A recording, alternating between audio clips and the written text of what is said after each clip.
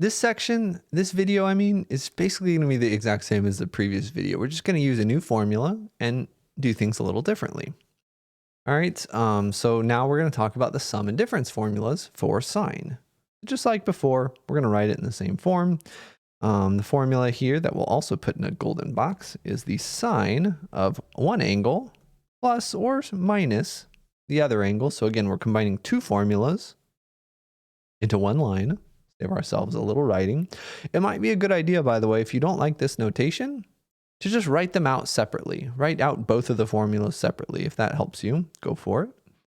That's going to equal the sine of the first angle times the cosine of the second angle, plus or minus, so this time it'll be the same sign instead of the opposite sign, plus or minus the cosine of the first angle times the sine of the second, times the sine of the second, which is beta.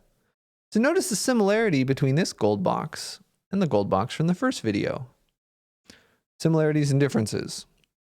They're both trig, addition or subtraction, trig. All right. And each part, right, each one has an alpha and a beta. But the first formula for cosine was cosine, sine. This time it's sine, cosine, sine. So very similar formulas, honestly. This time it'll be the same sign. So again, in this formula, if you have a plus here, you're using this plus here. If you have a minus here, you're using this minus here. The proof for this, almost exactly the same as the proof for cosine. Let's do some problems. Again, these problems should also help you with the cosine and then later on the tangent problems, because it's the same kind of approach, same idea. Evaluate with the above formula and show that A and B are equal. Why is B capital? It's not anymore. All right, so part A is going to be the sine of 45 degrees minus 30 degrees, which again, that's 15 degrees. So we're calculating the sine of 15 degrees exactly using the difference formula for sine. And secondly, the sine of 135 degrees minus 120 degrees, which again, this is right. These are both 15 degrees. So they should be the same. The sine of 15 degrees should be the sine of 15 degrees. Okay, if it's not, we got some serious problems. But the formulas are going to look a little different. So we're going to need the angle difference formula for sine. We're going to need the subtractions. So we look at all the things on the bottom to know that we'll have subtractions in this formula, and we'll write them out. Let's do that on the next page. Let's start with A and see what that is going to be. All right, that's going to be the sine of 45 degrees minus 30 degrees. And again, if you'd like, and this is very recommended, alpha is 45, beta is 30. We just copy the formula down for difference. Sine of the first, cosine of the second, minus cosine of the first, sine of the second. So sine of 45 degrees times the cosine of 30 degrees, minus, this time the signs should be the same, cosine of the first times the sine of the second. I got into a new box of fabric softener that I have from a really long time ago. And I don't like it. And I keep thinking, what's that bad smell? And it's not even a bad smell. It's just the smell of my shirt. It's clean. I need to get new fabric softener. I don't like it. Again, this is alpha, beta, directly from the formula. It's like when I got new soap. I was like, I actually tried to give it away, but nobody wanted my new soap. I didn't like the scent. I should have smelled it before I bought it, but I was just like, soap is soap. Let's get clean. It's not relevant to the lecture, but let's get going. So just like before, we're gonna have to go off to the side and calculate these. You know, what do we know about the sine and cosine of 45 degrees? I'm not going to go off to the side and do these, but it's the same logic as before. The sine of 45 degrees is 1 over root 2. And the cosine of 45 degrees is also 1 over root 2. Do the same thing for cosine and sine of 30. Cosine of 30 degrees is root 3 over 2. And sine of 30 degrees is 1/2. This is going to give us root 3 over 2 root 2 minus 1 over 2 root 2. And just like before, we can combine the fractions since they have the same denominator to get root 3 minus 1 over 2 root 2. Very similar. Very similar to the problem we did in the first video. All right, what was the first video? Cosine of 13 pi over 12. Turns out 13 pi over 12 is also 15 degrees, just in the third quadrant. So notice that it's just the negative. Wait, no, it's not. It's not just the negative. It's related. Wait, hold on. 13 pi over 12 is 105 degrees, right? Am I losing my mind? 13 pi over 12, if you want to convert this, it's from radians, 2 degrees, multiplied by 180 over pi. Oh, okay. It's 195 degrees. Yeah, that's 15 degrees in third quadrant. And before we found cosine, and now we found sine. So they're related. Sine and cosine are related. And they're both 15 degrees. They're in different quadrants, so that, remember, different quadrants just changes the sign as long as they have the same reference angle. One is sine, one is cosine. We'll talk more about the relationship of these two things in the fourth video today. But yeah, that's how you do this. So that's part A. We really shouldn't be boxing this, by the way. Get rid of the box. Get rid of the box here. This is a good talking point here. Because this is not our answer, right? What is the question asking us? It says to evaluate these and show that they're equal. So showing that they're equal is a process. It's kind of like a proof. So we did the evaluating, and sure, we can box the evaluation, but your actual answer, like if I'm looking at a quiz or an exam or something, your actual answer is all of this. So if you're going to box something, box everything, which again is silly to box everything, but it's essentially asking for like a proof, and it's not like a very formal proof, but it wants an explanation. All of the work is the answer here, not just what is the answer. It says show these are the same, even though they're going to look a little different. Let's go to part B and show that this is hopefully the same thing. 135 degrees minus 120 degrees. We use the same formula. Formula says it's going to be the sine of the first, cosine of the second, sine of the first, cosine of the second, minus the cosine of the first times the sine of the second. Real quickly, again, we can go off to the side and look at 135 degrees and look at 120 degrees and see what we get. 135 degrees is 90 degrees plus another 45. It has a reference angle of 45 degrees. It's in the second quadrant. And again, you can say only sine is positive in the second quadrant. So cosine in the second quadrant is going to have to be negative. Or you could draw a little triangle with those negatives if you wanted to. It's up to you. One way of doing this would be, right, this is a -1 because it's to the left, +1 because it's up, and square root of 2. Or you could use this method. Either method's good. I think I've used a mixture of both. Either way, we get the sine of 135 degrees is going to be opposite over hypotenuse, positive 1 over root 2. Sine should be positive in the second quadrant. Minus the cosine of 135 degrees is negative 1 over root 2. You could turn that into a positive as well. But I'm just trying to make it very clear, this line and the line above. Now we can do the same thing for the green angle. 120 degrees is 90 degrees plus a 30. It's going to give us a reference angle of 60 degrees. So 60 degrees is going to be one of these triangles. And again, the x-coordinate, you can think of as the x-coordinate as being negative. So the cosine of 120 degrees is going to be negative 1 over root 2. Sorry, negative 1/2. And the sine of 120 degrees is going to be root 3 over 2. Again, the cosine should be negative and the sine should be positive.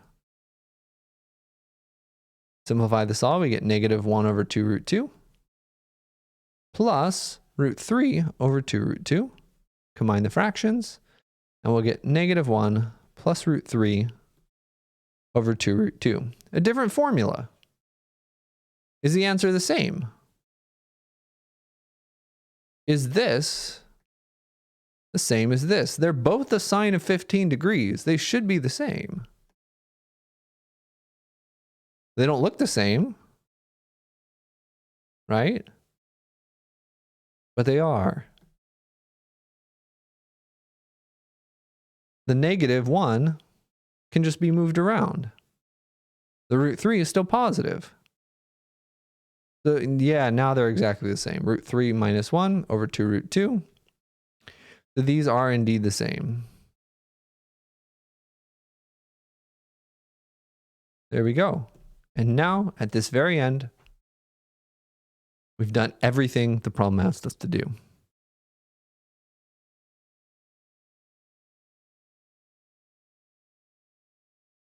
All right, let's do example 3, and then I'll end this video. Y'all are going to like this one.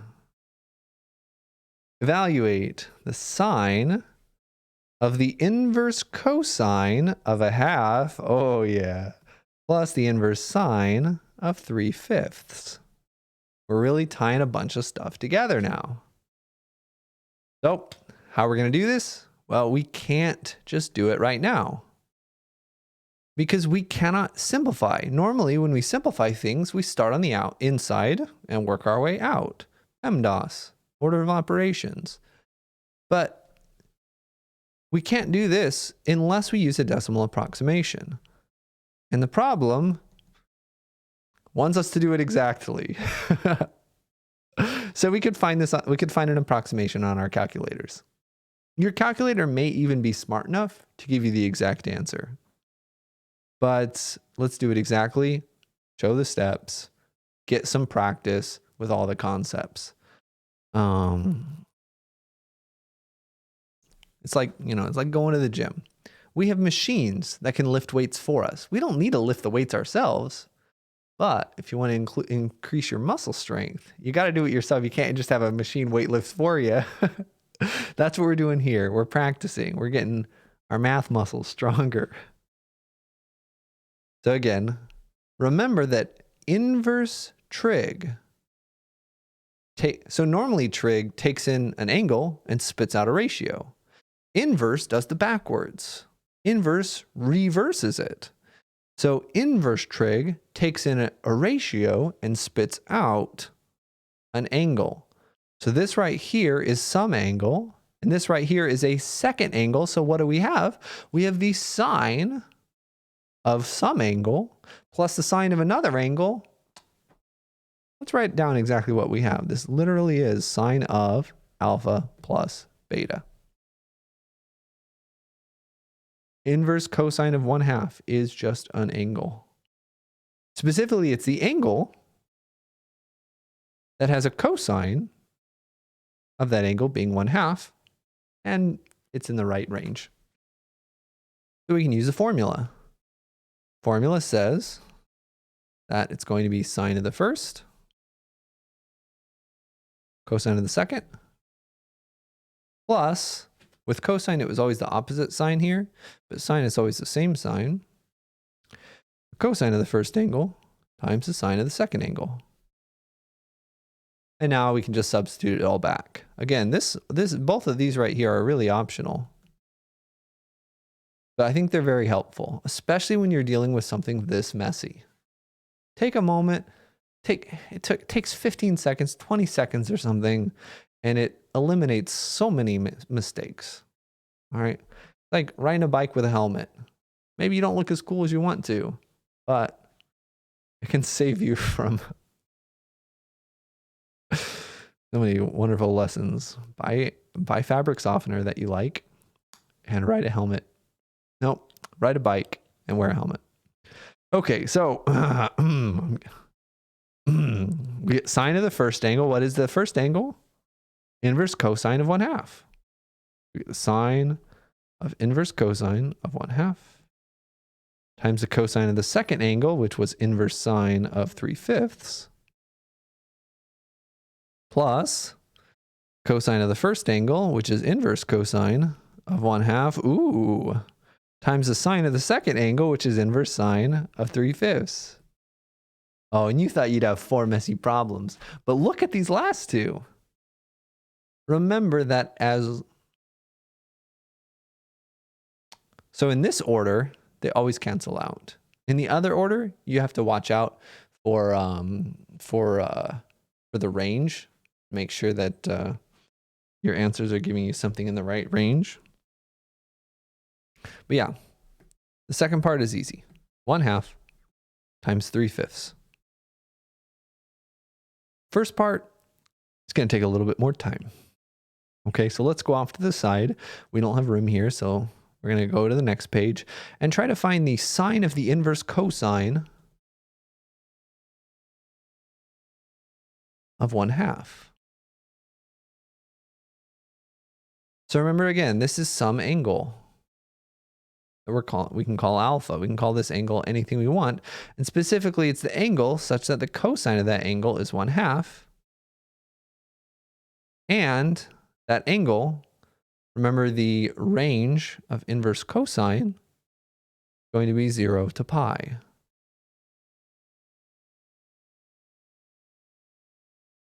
Oh, alpha in 0 to pi. So we're looking for an alpha. We're looking for a situation that has this. So we know which quadrant alpha is in already. This says it has to either be in the first quadrant or the second quadrant. 0 to pi, first quadrant or second quadrant. But if you remember, only sine is positive in the second quadrant. Okay?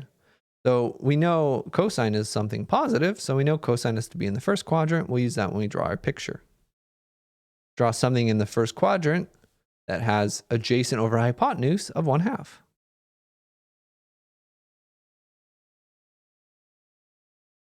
What's the sine of this angle?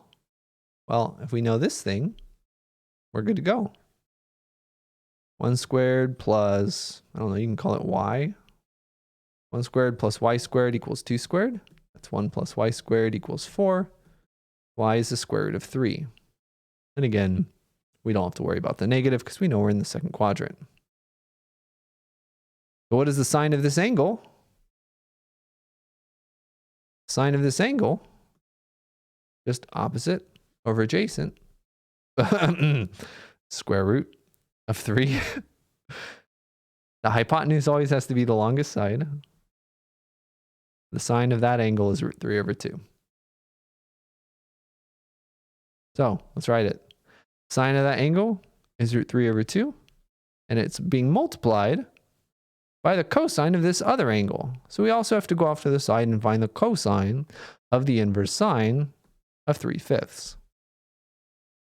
We're going to need the cosine of the inverse sine of 3/5. So it's a really good idea to pause the video right now, try to evaluate this on your own, and then we'll go through it together. We'll set this up in the same way. This is just some angle. Inverse sine spits out an angle. Let's call it beta, because we called it beta before. All right, so this is just going to be the cosine of some alpha beta, some angle beta. And again, what are we looking for? We know the cosine of beta is 3/5. And we know that beta is in. So it's not the same range, right? The range of inverse cosine is different from the range of inverse sine. Beta is in the interval negative pi over 2 to positive pi over 2. Remember your inverse trig. So it's either in the first quadrant or the fourth quadrant. But by the same logic, it's going to be in the first quadrant here, because we know it needs to be positive. So we just draw a very similar picture. We do very, very similar steps. We know the cosine of that angle is 3/5. That's going to give that this is 4. So we know that the cosine of that beta is just, oops, I got very confused. We know the sine, sorry, there should be sine up here. The sine of that angle is 3/5. So we know the adjacent side is 4, so the cosine of that angle must be 4/5. Woo! So, root 3 over 2 times 4 over 5 plus 1/2 times 3/5. Let's simplify our answer. That's going to cancel 1 into a 2. We're going to get 2 root 3 all divided by 5 plus 3 divided by 10. I shouldn't have canceled because we need a common denominator now. Don't cancel. Don't be silly. That's 4 root 3 over 10. So 4 root 3 plus 3 all over 10. Our final answer in all of its glory. So again, right, there's very little that's new here. This really is the entirety of what's new. After this, it just becomes, do you remember sine and cosine? Do you remember inverse trig functions? Do you remember all this other stuff from chapters 7 and 8? And that's where the difficulty in some of these problems is really going to lie. It's a good opportunity to brush up. Let me know if you have questions. Good luck.